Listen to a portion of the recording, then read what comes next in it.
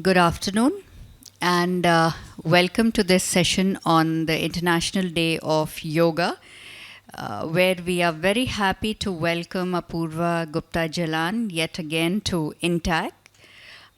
She will be speaking on a path for transforming oneself and the world through Ashtanga Yoga.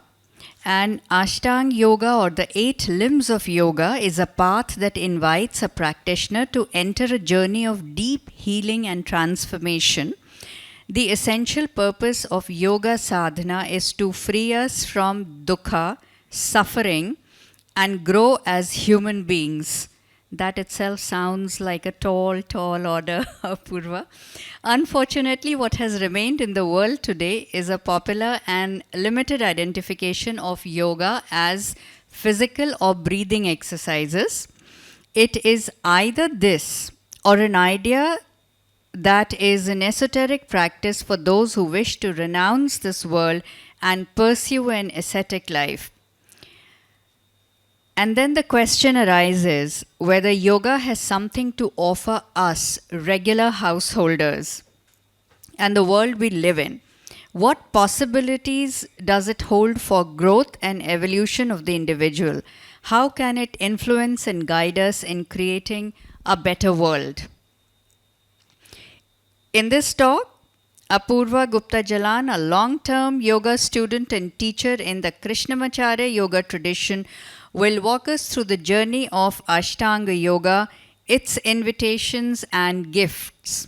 She will also take us through some simple, effective practices using breath, sound, and body to experience a moment of yoga, that is, a state where the mind is quiet and the heart is clear. And with that, and without further ado, I invite Apoorva to take on from here.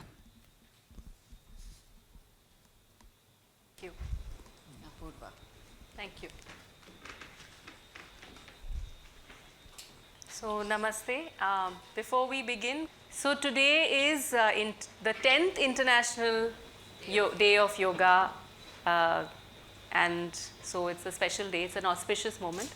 I think it's also auspicious because as I walked in, it started raining. So, I don't know if you all know that. So, we have some rain in the city now, much relief. But today is also the birthday of Sri Desikachar, who was my teacher's teacher. The tradition of yoga that I'm practicing is the tradition of Sri Krishnamacharya. Not many people know about it in North, it's more in the South. But his son, Sri Desikachar, it is his birthday today. So in our yoga community, it's actually a very auspicious day because he was really the teacher who passed on a lot of these teachings to many of us. So I'd like to just start with some chants and some prayers, honoring the teachers and the lineage and all those unknown sources that have preserved this knowledge and are passing it on to us. So if we can just close our eyes, I'll chant 2 prayers, one to Sri Krishna, to Patanjali, which is on the left, which is the person who gave us a lot of the wisdom, philosophy of yoga, and to our teachers.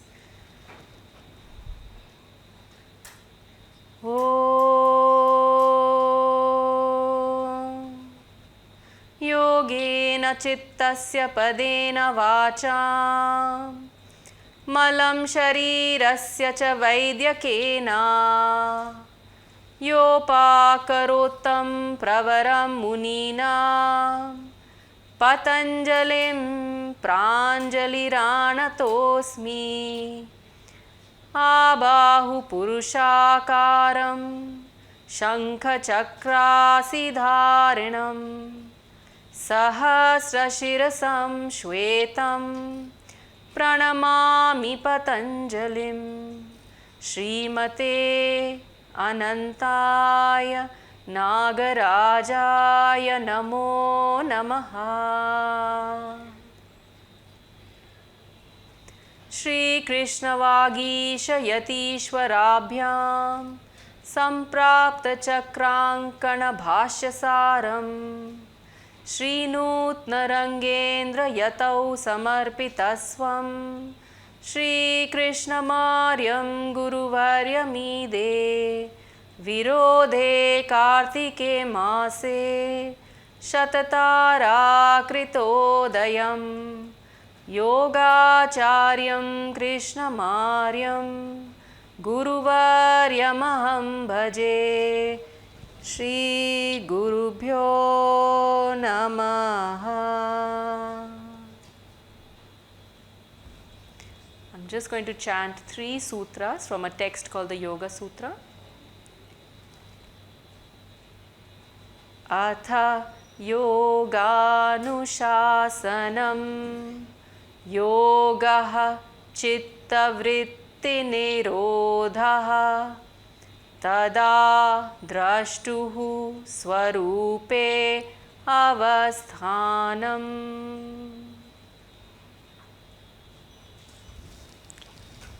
Open our eyes now. Thank you. So, as mentioned, my name is Apoorva and I have been a student of yoga, I think, since 2003.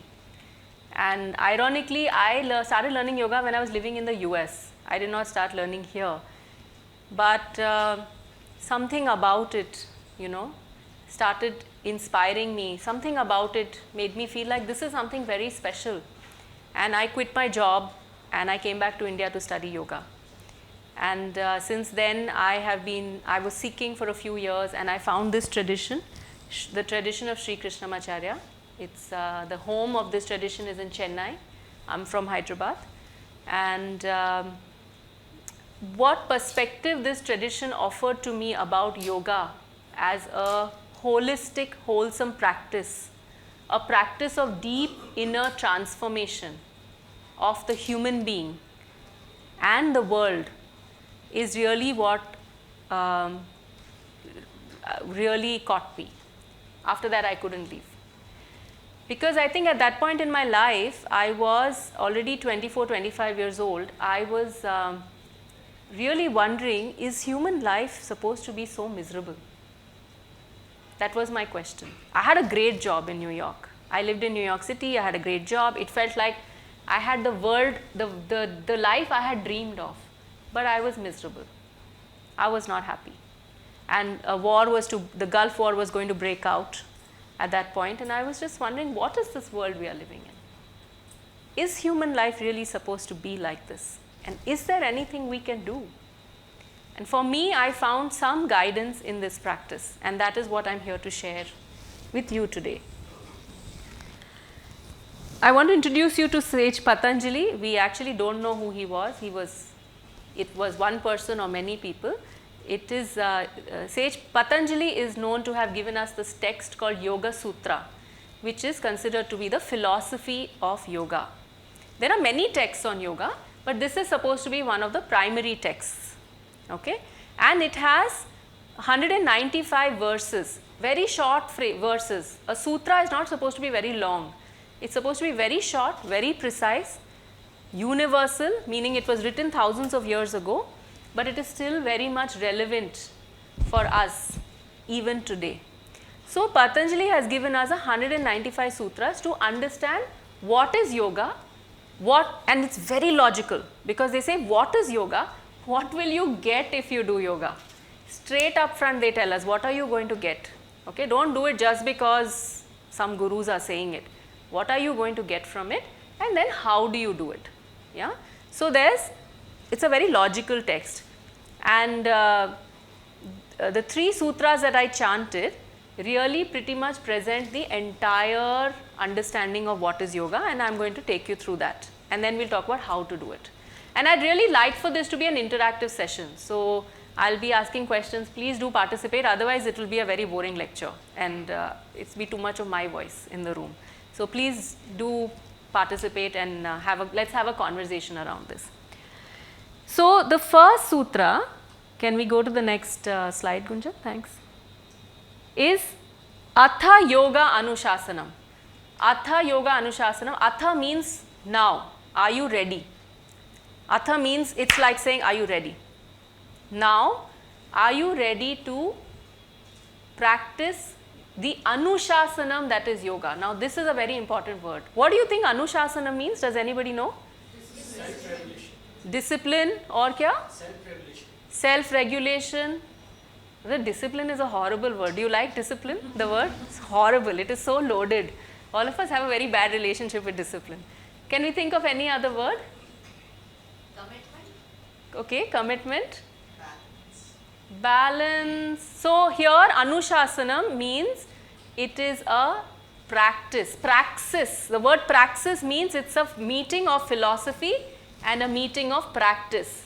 Matlab, you cannot just sit and talk about it in theory, nor can you just do some practice. We have both these rivers have to meet. A praxis is, that means it is highly experiential. Anybody can come and tell you a lot of gyan on yoga, okay? Don't believe them until you do something about it yourself. Only believe what you experience. So, Anushasana means, are you ready to begin the praxis? That means, do you have discipline? Do you have commitment? Are you going to self-regulate? Are you going to make some effort to experience this yoga? Okay. So, Anushasana means we have to do something. So, I am also not going to sit here and give you a lecture, okay, for an hour. We are going to do something. So, let's do something for 5 minutes. So, sit up. Just sit up. Preferably sit without backrest, but if you have back pain, please take backrest. Okay. Feet on the ground. Just close your eyes and just sit. Sit meaning really put your body down. All of us in our times, modern times today, are sitting at the edge of the chair. Put your body down. Put your hips on the chair and just take a moment to relax. Yeah, just become aware of your body and become aware of your breathing. So watch your breath. You don't have to do anything, just watch.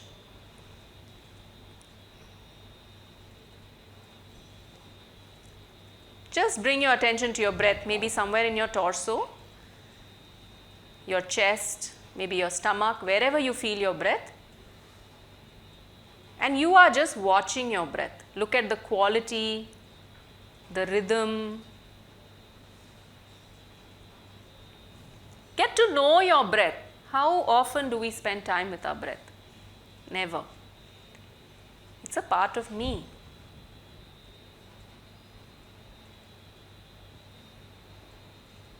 Now let us do a simple practice. What we'll do is we'll breathe in, just little short breathing in, and for breathing out you're going to make a sound ah, ah, like that. So let's do it together. Breathe in, ah.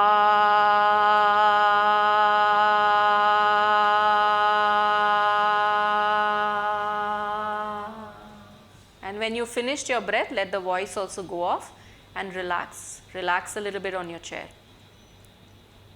Let's do it 2 more times. Breathe in.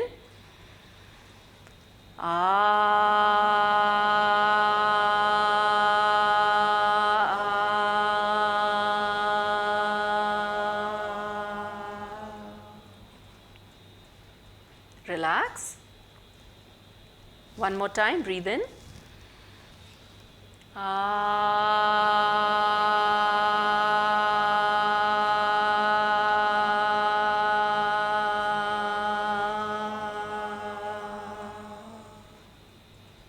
Just relax. Keep watching your breath. Next 3 rounds, we are going to make a sound O. Breathe in. O.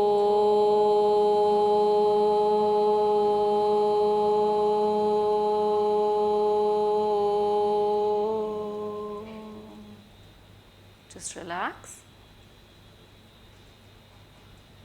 Breathe in.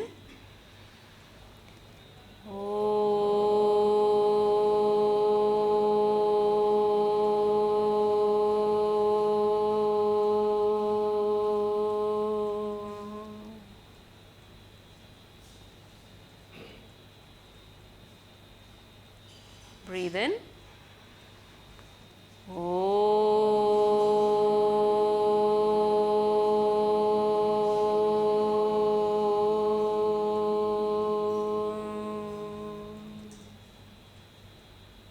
Just relax, watch your breath. Now the next 3 rounds, we'll do a humming sound, like hum, like that. So breathe in. Hum.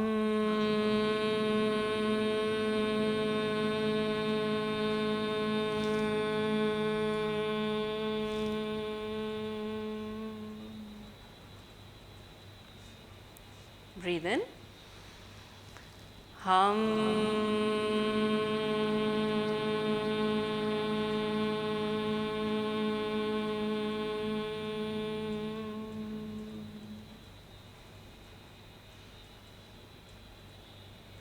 Breathe in.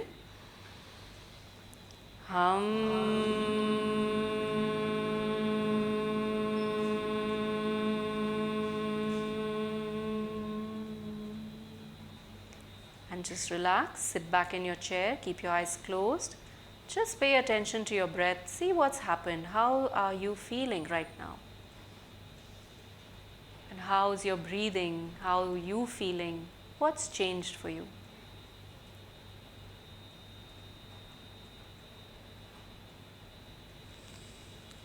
And let's open our eyes.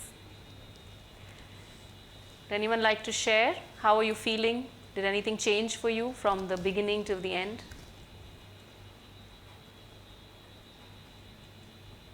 There are no right answers. You can share whatever you like. You feel calmer? Like something has calmed down, settled down? Okay. Nothing as yet? Okay, that's also fair. Okay, little lighter. Anyone else feel any change in your body or in your breath? You're feeling more conscious of your body. Yeah. How's the mind? She said she's feeling calmer. Anyone else? Oh wow, आप इतनी जल्दी peace पे पहुंच गए. Very nice. Good. That means a good practice. You're feeling some vibration. It's still there. It feels good? Yeah? Okay. Does the mind feel a little quieter? Yeah? Okay. So, if you had to describe your mind in general, what would you say your mind is like? If you had to give your mind a symbol, my mind is like a tornado or my mind is like a lake. If you had to compare your mind to something, what would you say?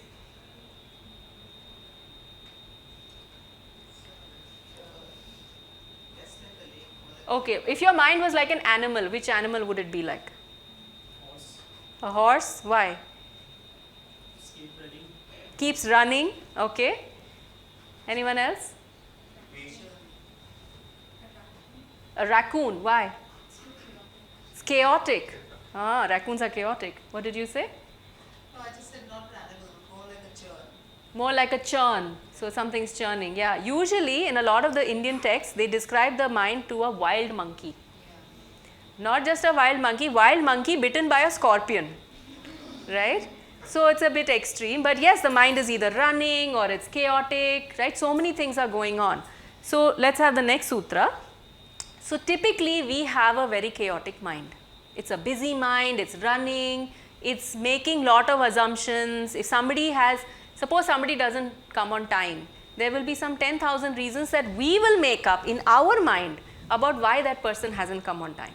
Suppose somebody is on another continent, if any of you have relatives on another continent and you have a short phone call, even though that person is really far away, we may spend the next 24 hours thinking about that person and thinking about that conversation. And if that conversation was not nice, then we will be fighting with that person in our mind, right? So that is what the human mind is like, okay? This chaos that we are talking is called vritti, the second, yoga chitta vritti nirodha. Now here Patanjali defines yoga, okay? Unfortunately today, if we go on the internet and type yoga, what are you going to get? Exercises, lose weight. Yeah, lose weight. You're going to get a lot of pictures of non-Indian people in tight clothes in very fancy positions. That is what is the meaning of yoga in the world today. Actually, because whenever I want to make a poster for my program, I can't even find an Indian person doing yoga. I have to go with a non-Indian person. That is how yoga has been defined in the world now. And on many international websites that sell clothes, yoga is under athletic wear. Yeah? Yoga clothes are under athletic wear outside of India. So that is a perception of yoga now even in India, where it originates from. So actually here Patanjali defines yoga. Let's look at what yoga is. Yoga chitta vritti nirodha. Yoga is that state of mind, vritti, where the chaos of your mind quietens down. So actually the entire practice is about our mind. Why? Why is the mind so important? Why do you think? Like the motherboard. It's like the motherboard. Okay. What does that mean? Controls everything. It controls everything.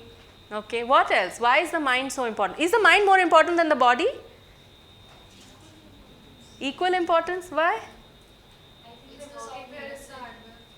Let's hear her, then we'll come to you. I think they work in unison, so like the sync is important. The sync is important. Okay.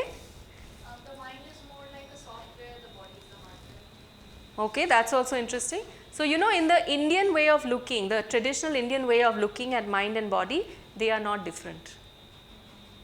They are not separate. They are very deeply connected. Hardware, software, or they are in unison. When you feel angry, where do you feel it in your body? Do you feel it in your body? Yeah?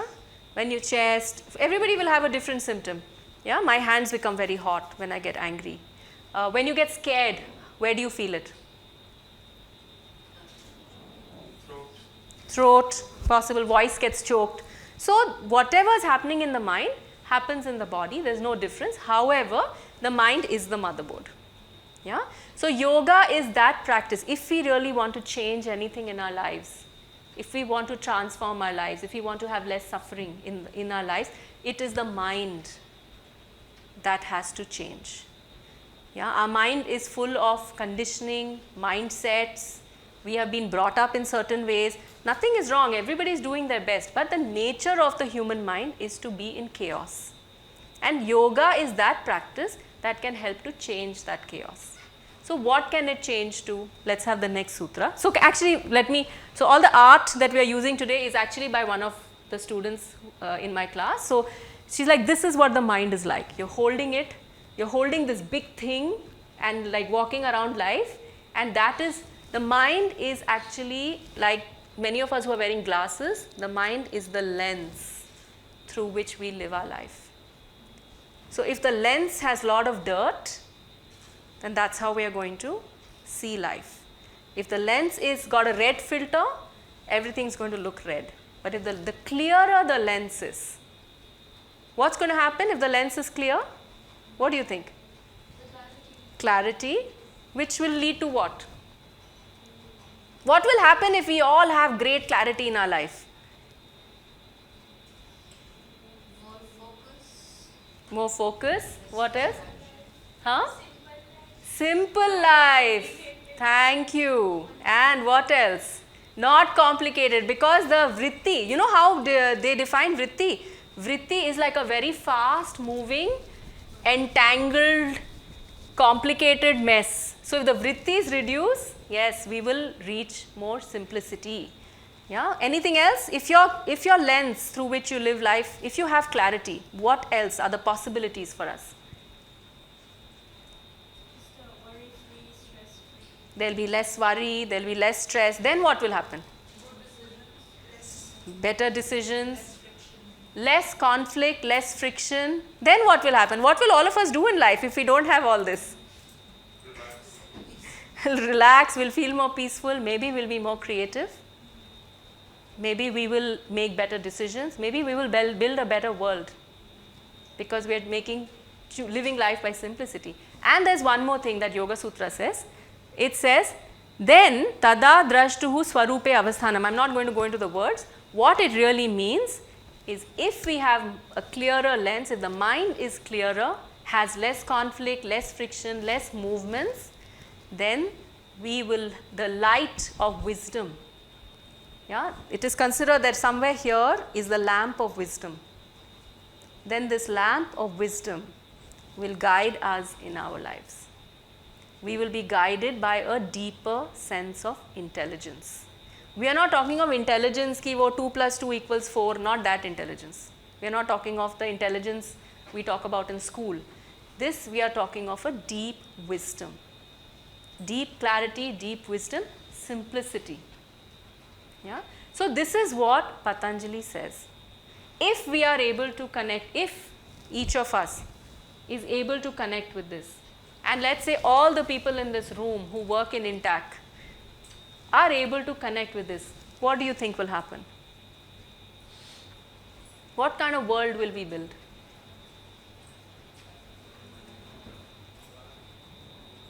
Is it so hard to imagine? Blissful, joyful, content, all the good things, good adjectives. Maybe. We might have to try it out. Yeah? We don't know that for sure. But that is the hope. That if each of us is connected to greater clarity, then together there is a much more powerful energy that we can live life with. We can create. Look at the world we are in. We've been struggling with 50 degrees temperatures in the city we are living in. It's not far away. The chaos of the world is not far away. It's not in Palestine and Israel. It's right here. There's no water.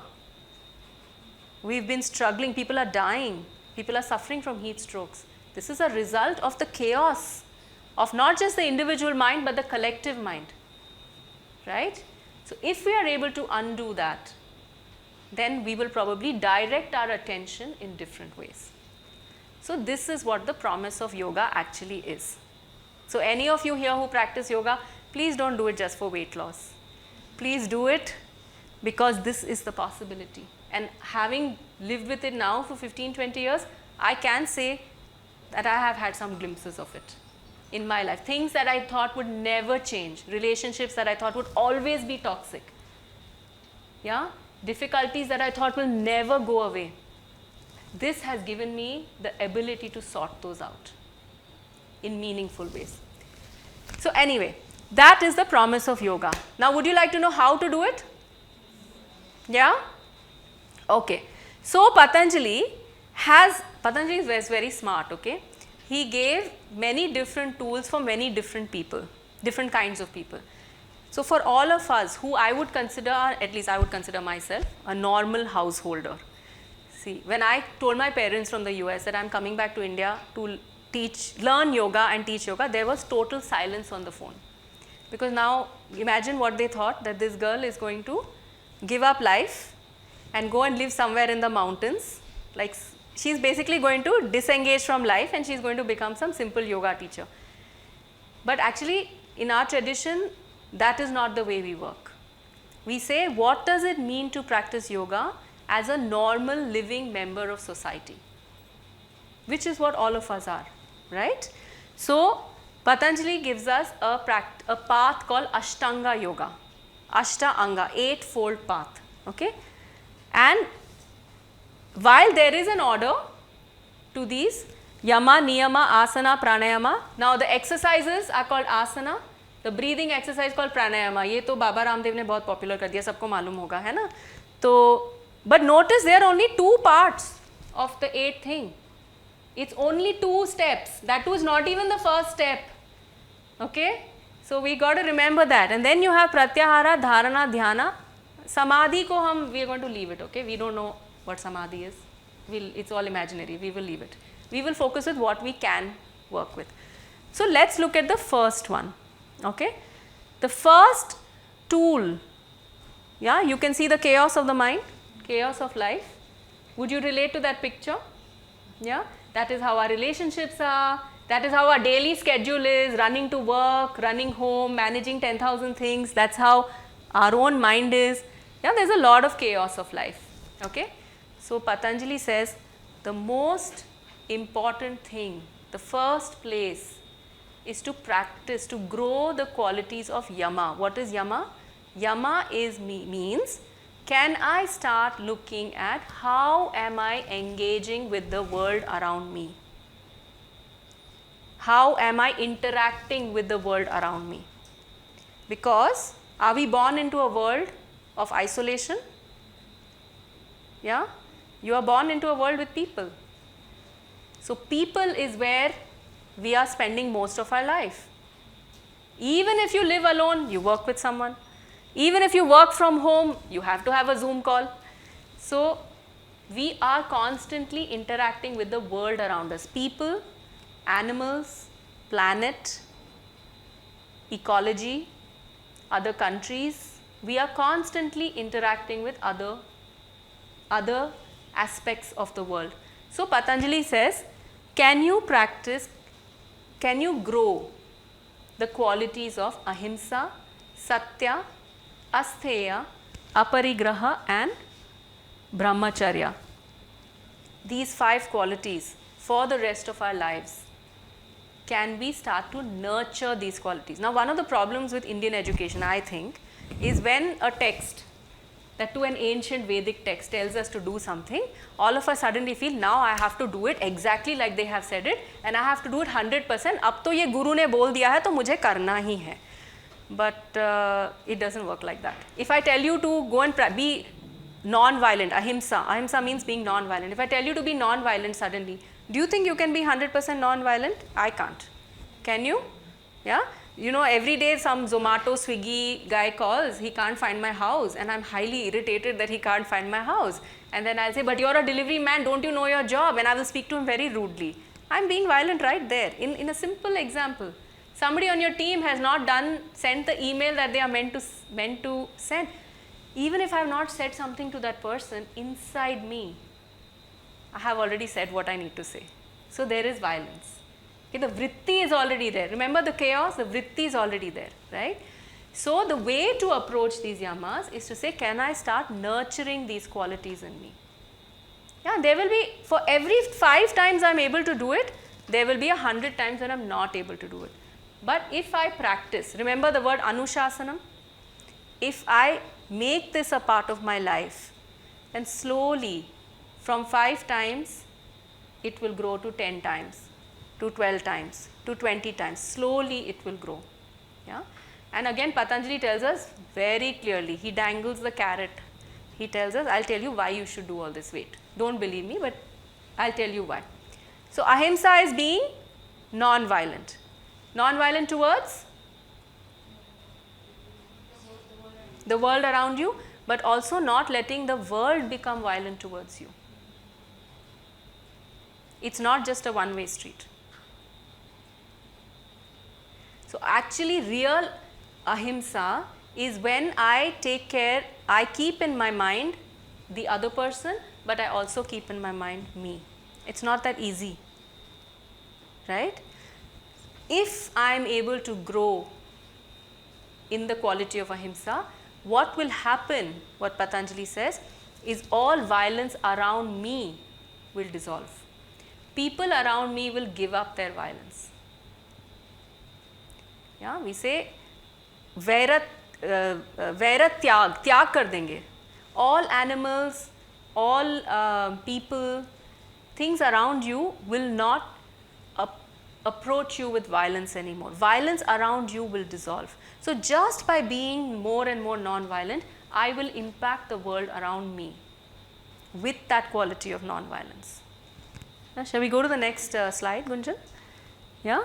So ahimsa pratisthayam, that means when I am pratisthayam, when I am established in ahimsa, tat sannidha vairatyagaha means others will give up their violence. Yeah, will give it up.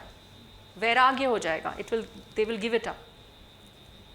So I just need to go and do my practice. I need to keep nurturing these qualities. Then the next one is satya. What does satya mean? Truth. But what truth? Like truth ke bare mein kya? Can you say more? Inner truth. Okay. What does that mean? Being true to yourself. True to yourself. So let me build on what you're saying. You're on the right track. Here satya is not about going and speaking your truth, because sometimes if I speak my truth, I'm actually going to hurt somebody, right? Right? So it's not about that. Satya here is about being in touch, being as honest and sincere to my truth.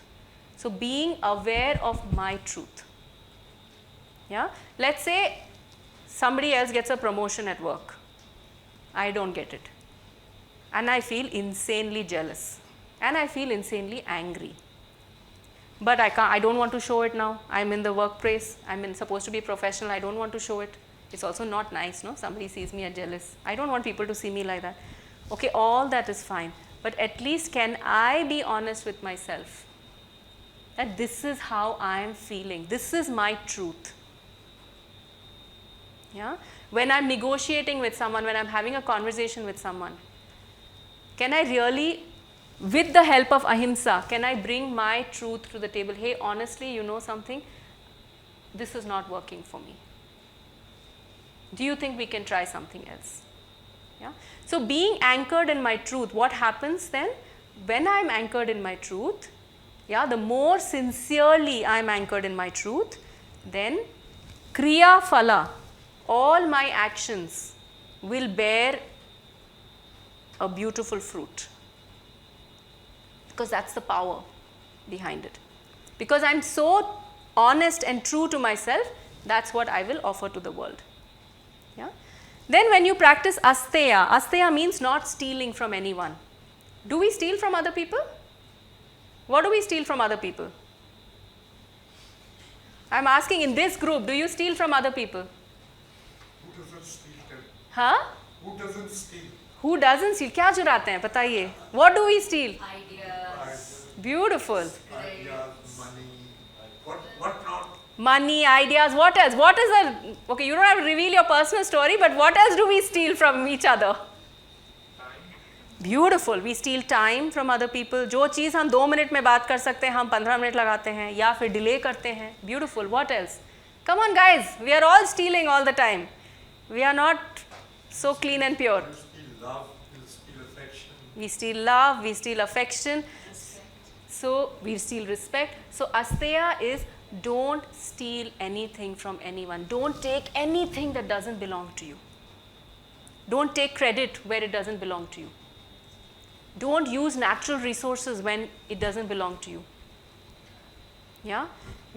In thought, in action, in intent, don't steal from anyone. If I really practice that, what's going to happen? What do you think is going to happen? If you really become this person who's not going to steal from anyone, क्या होगा? Without very low impact, like, you won't have negative impact. I won't have negative impact on anybody. True, very true. What else? Isolation. Isolation? I don't think. In fact, the opposite, because you may become the most trustworthy person. People will not steal from you maybe, and you will develop trust. People will have trust in you. And what Patanjali says, Sarva Ratna Upasthanam, all the Ratnas, the jewels of the world will come to you, whatever you need. You will feel like the richest person. And I'm not talking just materialistically, even in terms of values, in terms of social capital. You will become the richest person in the world. Sarva, we will feel always that there is abundance, huge amount of abundance. So that's asteya. The next one is brahmacharya. Brahmacharya is often interpreted as celibacy. Let's not look at it that way. Brahmacharya is to not be pleasure seeking. So how are we seeking pleasure in today's world? That is actually the primary issue in the world today, in my opinion. How are we seeking pleasure in the world? Instant gratification. And how many ways are we doing that? Social media, junk food, what else? Shopping, clothes, consuming.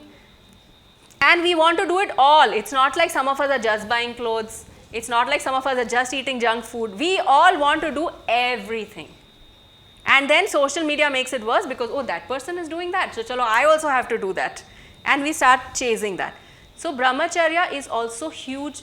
When we are not in brahmacharya, it leads to a lot of distraction and dissipation of energy. And that is a big problem in the world today. Yeah? So, Patanjali says, choose one or two paths. Stay with that. Go deeper and limit your distractions. Don't seek pleasure and instant gratification all the time. Yeah? So, reduce that and see what happens. What will happen? Virya labhaha. Virya means energy, courage. You will get a lot of energy in your life, yeah, which will help you in living life in a more holistic, wholesome manner.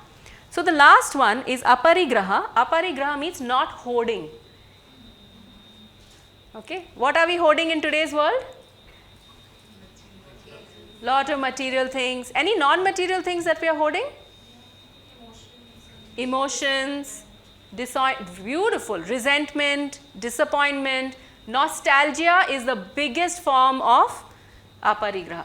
Now see, I'm in intact, so I want to say conservation is different from nostalgia. Okay, I don't want to upset all of you.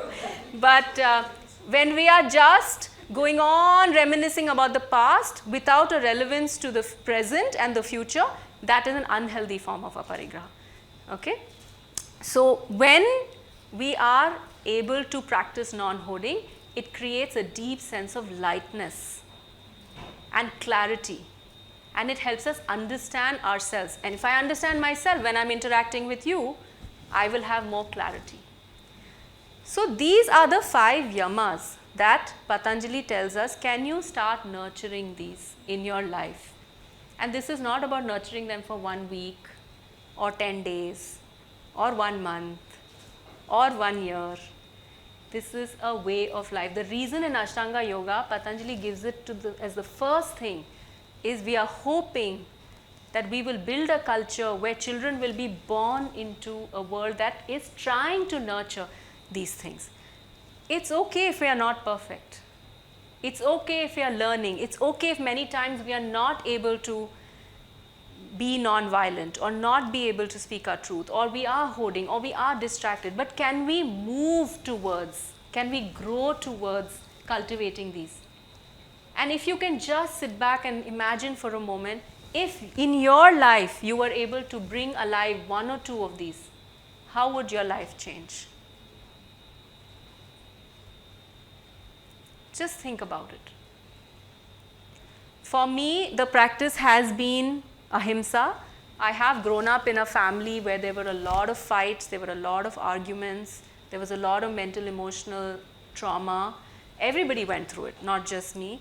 And with my practice of ahimsa, I can say that I'm going to say this while touching wood, something, where I do think I'm one of the few people in the entire family who has a good relationship with everyone. But I will only say because it has been because of this practice, and it has been hard. But I use it as an example. I hope it will continue to carry me in life, of course. I don't want to sound too big and jinx my life. But just imagine if you were to bring 1 or 2 of these, what would happen to your life? Ma'am, I want to ask you. Yes, sir. In the family, you have given a very good example. But there is a lot of interaction outside the family. Yes. So what do you do there? You practice the same there, sir. This is a path for changing society. The world does not get you anywhere. I wouldn't agree with that. But you are also right that it's much harder. It's very hard, and there's a lot of interaction needed with people. Yeah? Not within the family, with your friends, with your associates, Yeah. with your subordinates, with your superiors. Everybody you need an interaction. I agree with you. So it's hard.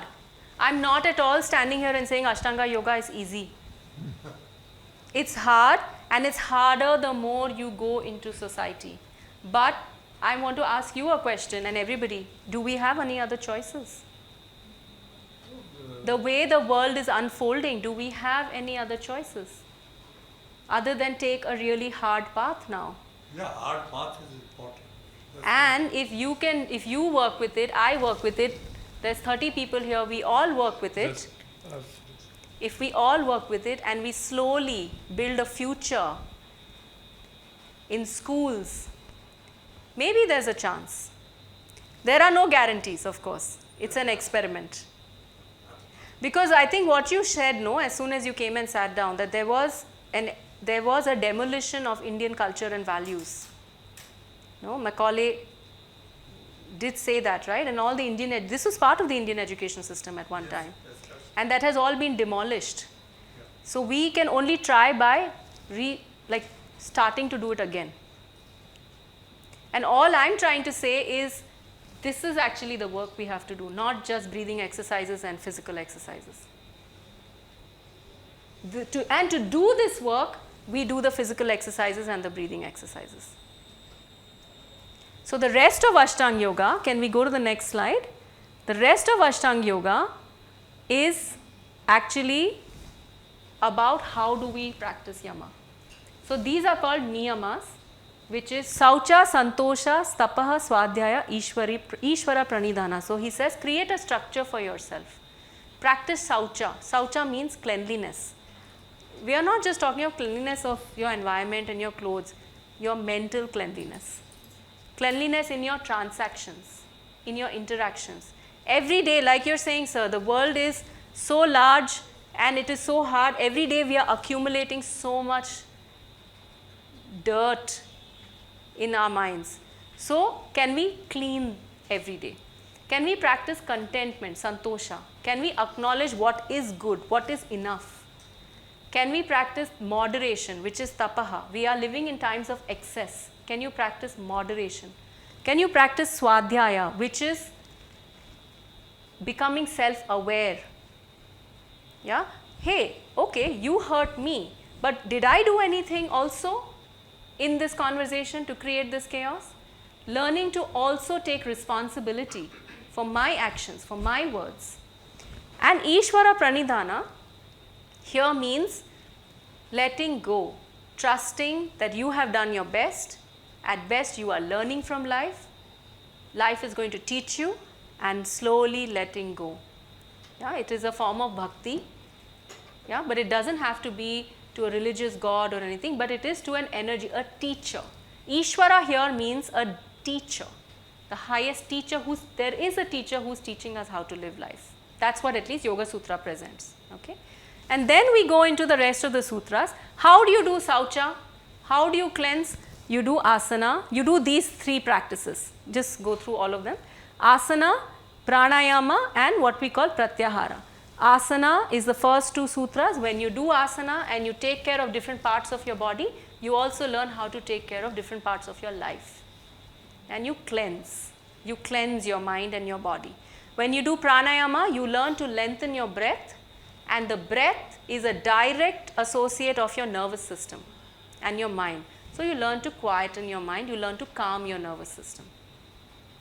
Then the next is pratyahara, the indriyas. What are the indriyas? Senses. So the senses are constantly out there. Nowadays the senses are always on Instagram, okay, and on WhatsApp. The pratyahara is to quieten your senses for some time. To not let them run around and get so attracted to so many things. To not be so jumpy. Our senses are so jumpy, no? You'll hear something and suddenly our mind will start jumping to so many conclusions. Yeah? Many of you are smiling at the back. Everybody knows this is happening. Yeah? You get an email, and before you read the email, we are already jumping, right? Because we have just seen the title of the email, right? So the mind is very jumpy, the senses are very jumpy. So quietening the senses, not feeding the senses. Pratyahara, meaning not feeding the senses. So as we do these practical tools, it will help us in saucha, cleansing the mind, cleansing the body, practice contentment, and it will help us in the yamas. So these steps are actually important so that we can go and practice the yama. And when we are practicing yama, when all of this is happening, the day you are not able to feel like you can do ahimsa, you can sit down and meditate. And here meditation does not mean calm, does not mean bliss, does not mean relaxation. One of my students once told me, after I do the meditation you have given me, I feel like I have gone to a spa. I felt like I had failed that day because I did not want her to feel like she had gone to a spa, because meditation actually means becoming deeply aware of your inside world. So if I have been violent towards you, I have to ask myself, hey, what happened? What happened to you that you lashed out like that? Or what happened to you that you got so scared? Or what happened to you? See, these are all the things inside us that are waiting to be discovered. You know, when I was 5 years old, I just for fun stole an orange from the market and my mother hit me. From that day, I am petrified of any loud voices. These are the things that happen to us. When that changes, when through meditation I can see my inside world, a lot of it starts to melt away. So meditation means to see, dhyana means to see. Okay, so we have two, dharana and dhyana. Dharana means to be able to concentrate. If my mind cannot concentrate on one thing, how will I look at anything? If my mind cannot concentrate on one part of the body, how will I look at what's inside that part of my body? So that's dharana. It's a simple concentration practice. But dhyana is to say, whatever is happening to me, can I look at it? Can I contemplate? Can I reflect? Can I understand where inside me is it coming from? Yeah. So these two, dharana, dhyana, are very important for us to be able to practice yama, because they help us understand why, what is coming in the way from me, for me, in nurturing these qualities. So it's an honest self-reflection. We call this inner work, and we call this Antaranga Yoga Sadhana. Antaranga meaning looking at the parts inside me.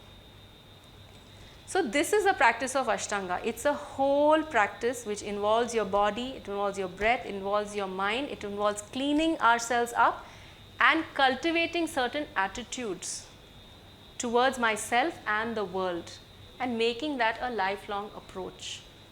And when we can do that, yeah, we can move towards a mind where the vrittis have reduced. Yeah, sometimes you meet some people, no, who are like teachers or gurus who've been doing this, and they just have a different presence. They have a different sense of stability, expansiveness. That's because they have truly done a practice. Yeah, and your insides start to change. Your insides start to transform. And today I was reading a quote by Thich Nhat Hanh, who he was saying, if you have not learned how to transform your insides, if humans don't learn how to transform our insides, there is nothing we can do to transform what is outside. So if we can begin to walk on this path, if you have not been practicing yoga, I encourage you to start practicing it. If you've been practicing it only for your body, I encourage you to expand your view.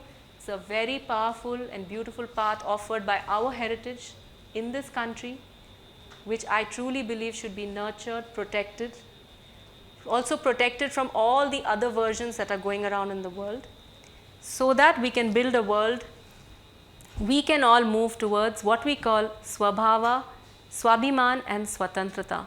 Swabhava is our deepest potential, our true nature. Swabhiman is a sense of dignity and self-respect, and swatantrata is a sense of inner freedom. Can we all live life with a sense of inner freedom? That is the potential of this practice. So I'll take a pause now. Thank you so much, and we did want to do some practice together, but we may not have time, so maybe we can just open the floor for some questions or any reflections, any thoughts you have as you listen to all this.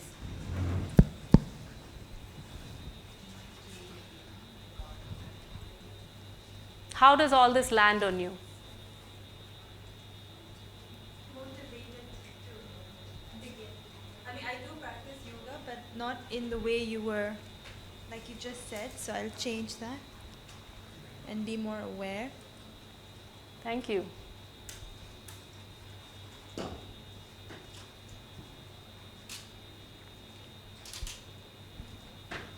Anyone else? Any thoughts? Any questions? Any reflections? We rarely do this, like a lecture for 45 minutes. It's usually a much more interactive conversation. But anyway, it's for... I do want to ask tips on meditation, because it's not easy. No. It is really not. It's really hard to even sit still and remove all thoughts. I don't know if that's even possible. It's not. Someone told me that it's, I don't know if he said impossible, but near impossible to how do you say? To empty your mind. It's the most unfortunate phrase in the world. Yeah. Because it's not possible. So any tips for like beginners? See, actually, you know, for a beginner, I wouldn't even teach them meditation. I would teach them asana and pranayama. When we do asana, we do it with the breathing. A lot of schools of yoga don't do that anymore. I don't know why. So you see, what are we trying to achieve through meditation? Just a quieter mind, na? We are saying chitta vritti nirodha. That's what you're saying you want. Yeah. But before you are able to get to meditation, asana, pranayama and pratyahara, the practices to quieten the senses, These are all intelligent practices in yoga texts like Hatha Yoga, Pradipika and all, and any yoga teacher should be able to teach you. Those are the practices we do before we do meditation. So meditation is advanced. Meditation is advanced. Meditation already, when you come to dharana and dhyana, which is part of meditation, your mind should already be a little quiet. Your body should already be settled. So when you try to meditate, doesn't your body feel restless? Yes. Your back hurts, your legs feel restless, because we have not settled the body first. So it's a very systematic process, and what we finally we are looking for a quieter mind that you will get from asana and pranayama. Meditation is to actually say, okay, now I'm going to start being aware of myself. So and this whole idea of having an empty mind, it is not true. Don't torture yourself. That is himsa. That is not ahimsa. Don't torture yourself. The idea is to watch, to be a witness. The idea is to be a witness, to watch whatever is happening in my mind. And then when I find something that, hey, this thing, this feeling that has come again and again and again. This one conversation is coming again and again and again. So as the reel is going, you tell that conversation, wait, you wait here, stop here. And now I'm going to look at you and I'm going to try and understand you, what's happening. That is actually meditation. That is the power of meditation. Until then, everything is a preparation to be doing that. And that's hard, it's not easy. Would you characterize that to be same as introspection, like what you just described? Sure, contemplation. It's a little different from regular introspection. Like we can be journaling and doing introspection sometimes. When you are sitting in meditation, because you have prepared your body, mind and everything, there are something called agnis in our body. Okay? The Jatara Agni is a digestive fire, food. There is a Dhyana Agni. Dhyana means meditation. Dhyana Agni, when I am actually meditating, when I am truly meditating, that Agni, the fire with which I am watching something, has the potential to dissolve that. So it will dissolve the blocks inside you, it will dissolve the heaviness inside you. So it's a little different from introspection, but I would say they are connected. It's in the same direction. Yes. You see, we are often introspecting with a chaotic mind, the mind that is already hurt. Let's say somebody hurts you. Now with that hurt mind you are trying to introspect. How will the wound look at its own self? So that's why you need to quieten down and then look at the hurt. So there's a little difference between introspection and meditation. Is that making sense? Yeah. Okay. Anyone else? Any thoughts? Just a little observation for my own clarification. The yamas and the niyamas that you described, and you call them antaranga, probably from inside. Yes. And then there is this concept of bahiranga, yeah. bahiranga, which is from the outside. So probably it goes from bahiranga into antaranga, right? So the steps need to be very clear, and as you said, unfortunately we are not taught any of this, because a lot of what you said was so idealistic. In today's world, yes, because remember it is also thousands of years ago that this came to us. But today if you are a principled person, you take stands, unfortunately you do get isolated. It is a space of loss. So just to be able to absorb that, the violence which probably you also do and the world does to you, the bahiranga is very, very important. It gives you the courage, it gives you the anchorage to be able to bear that, right? Yeah. It's like dissolving the patterns, which is the antaranga, but how do you become aware of those patterns is the practice of the breath or whatever. No, what you're saying is very important, Manisha. If you look at this, yama, niyama, asana, pranayam is talked about as external disciplines, and these are as internal disciplines. So pratyahara is the bridge, right? So you are right. This is the place where actually bahiranga is the place where I discover my patterns. Yes. Yeah, I start noticing my relationships, the quality of my relationships. I create my structure. I see how much am I able to actually maintain saucha. Yeah, came back from, we come back from a holiday, 3 days of eating and drinking and doing whatever we want. How do you feel in your body? You know that you have been doing so-called unclean eating, right? And then you have to go back to clean eating. So the Bahiranga becomes a mirror to see myself. And actually it is the Antaranga where I start clearing it. Yeah? But it is also not such a clear division. The Bahiranga helps the Antaranga helps the Bahiranga. So Purna Sadhana, we call it a Purna Sadhana. Purna Sadhana is to really invest in both. And that's when we will move forward. And it won't feel so idealistic. Well, thank you so much, Apoorva. Unfortunately, all good things come to an end, and we have a small token of appreciation for you. And may I request Chairman Intact to hand it over to Apoorva. Thank you, sir. Thank you very much.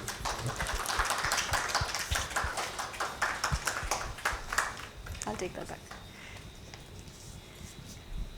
So thank you so much, and I hope each one of us has taken something from this. There's tea outside that we can definitely drink, consume. My teacher, Desikachar, whose birthday it is, I believe used to tell everyone, when our teachers, students would ask him, sir, is it okay for us to consume tea and coffee? And because when you start noticing, everything becomes poison. So he said, listen, the poison of the mind is far worse than that one cup of tea that you're going to have. So just enjoy that cup of tea and take care of the poison of your mind. So enjoy your tea.